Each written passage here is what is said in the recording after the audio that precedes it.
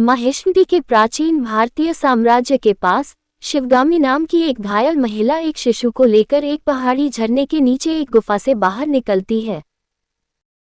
वह उसका पीछा कर रहे दो सैनिकों को मार देती है और एक उग्र नदी को पार करने का प्रयास करती है, लेकिन फिसल जाती है और कर्क में बह जाती है।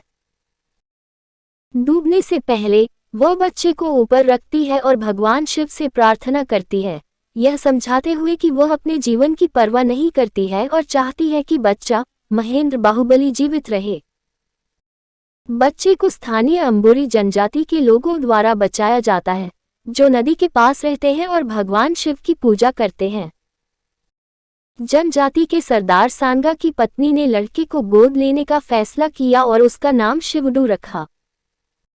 शिवडू एक महत्वाकांक्षी और शरारती बच्चा बनता है, जो पहाड़ पर चढ़ने का जुनून रखता है। सांगा की मिन्नतों के बावजूद वह कई बार चट्टानों पर चढ़ने की कोशिश करता है, लेकिन हमेशा असफल रहता है।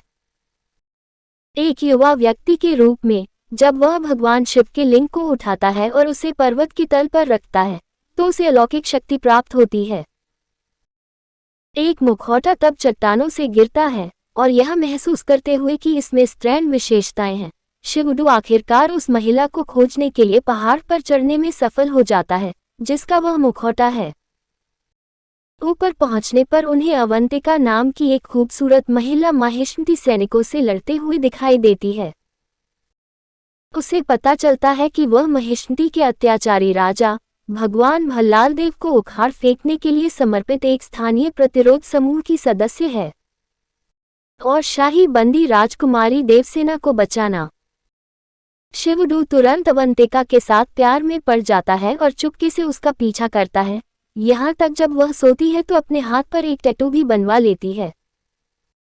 जब उसे शिवडू का पता चलता है तो वह उस पर हमला कर देती है, लेकिन वह उससे आगे निकल जाता है और उसका मुखौटा वापस कर देता है, यह महसूस करते हुए कि उसने उसे खोजने के लिए पूरे पहाड़ को नाप लिया। वह अपनी भावनाओं को प्रकट करती है। इस जोड़ी पर बाद में और अधिक सैनिकों द्वारा हमला किया जाता है और उन्हें हराने के बाद शिवडू खुद देवसेना को बचाने की प्रतिज्ञा करता है और महेश्वरी के लिए प्रस्थान करता है।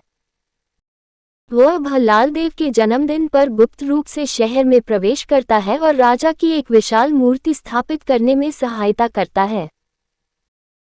इस प्रक्रिया में वह एक कार्यकर्ता द्वारा पहचाना जाता है, जो तब अन्य श्रमिकों को बाहुबली का जाप करने के लिए शिवडू के भ्रम और भल्लाल देव की नाराजगी का नेतृत्व करता है।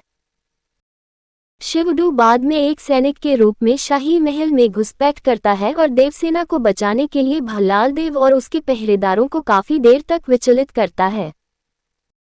भल्लाल देव अपने बेटे भद्र और शाही परिवार के वफादार दास कटप्पा को देवसेना को वापस लाने के लिए भेजता है। आगामी लड़ाई में अंबुरी जनजाति और प्रतिरोध योद्धा दोनों के आने पर शिवडू ने भद्रा का सिर काट दिया। कटप्पा शिवडू पर झपकता है, लेकिन उसका चेहरा देखकर उस पर हमला करने से रोकता है। वह शिवडू के चरणों में गिर जाता है, उसे बाहुबली घोषित करता है, लेकिन उसका चेहरा देखकर उस पर हमला करना बंद कर देता है। वह शिवडू के चरणों में गिर जाता है, उसे बाहुबली घोषित करता है, लेकिन उसका चेहरा देखकर उस पर हमला करना बंद कर देता है। वह शिवडू के चरणों में गिर जाता है, उसे बाहुबली घोषित करता है।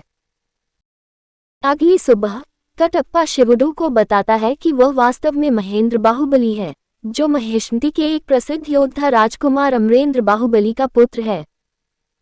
अमरेंद्र बाहुबली एक अनाथ पैदा हुए थे। उनके पिता राजा विक्रमदेव उनके जन्म से पहले ही मर गए थे और उनकी मां ने उन्हें जन्म दिया था। भगवान बिज्जलदेव विक्रमदेव के भाई और सिंहासन के लिए अगली कतार में उनकी षड्यंत्रकारी प्रकृति के कारण पद से वंचित हैं और इस तरह बिज्जलदेव की पत्नी लेडी शिवगामी अपने बेटे भल्लाल देव और अनाथ बाहुबली दोनों को एक अलग तरीके से पालने के इरादे से सत्ता ग्रहण करती हैं। सिंहासन के अगले उत्तराधिकारी का चयन करने के लिए समान तरीके से, जबकि दोनों को भाइयों के रूप में पाला जाता है और कई विषयों में कठोर प्रशिक्षण दिया जाता है, भल्लाल देव अपने पिता की शक्ति भूखी प्रकृति को बरकरार रखते हैं, जबकि मिलनसार बाहुबली राज्य के प्रिय हो जाते हैं। साकितुडु नाम का एक गद्दार जंगली कालकेय जनजाति का जासूस बन जाता है, जिसे साम्राज्यों के विनाशक के रूप में जाना जाता है। उनके प्रमुख हिनकोशी ने महिष्मती पर युद्ध की घोषणा की और शिवगामी ने फैसला किया कि जो भी हिनकोशी को मारेगा उसे राजा का ताज पहनाया जाएगा। बिज्जल देव गुप्त रूप से भल्लाल देव को अधिक हथियारों और पुरुषों की आपूर्ति करता है, लेकिन बाहुबली अभी भी नवीन रणनीति का उपयोग करके और अपने सैनिकों को प्रेरित करके भल्लाल देव की तुलना में अधिक हमलावरों को हरा देता है। जबकि भल्लाल देव हिनकोशी को मार देता है, बाहुबली की वीरता और उसके राज्य के लोगों के लिए चिंता शिवगामी को बाहुबली का उत्तराधिकारी बनाने के लिए राजी कर लेती है। वर्तमान समय में शिवुडू के दत्तक माता पिता कटप्पा की कहानी से प्रभावित होकर बाहुबली से मिलने की इच्छा रखते हैं। निराश कटप्पा बताते हैं कि अमरेंद्र बाहुबली मर चुका है और शिवुडू द्वारा पूछताछ किए जाने पर उन्होंने खुलासा किया कि बाहुबली की हत्या करने वाला गद्दार कोई और नहीं था, जिसने अगली कड़ी के लिए रास्ता तय किया। कटप्पा को महेंद्र के पिता के साथी के रूप में प्रकट किया गया है।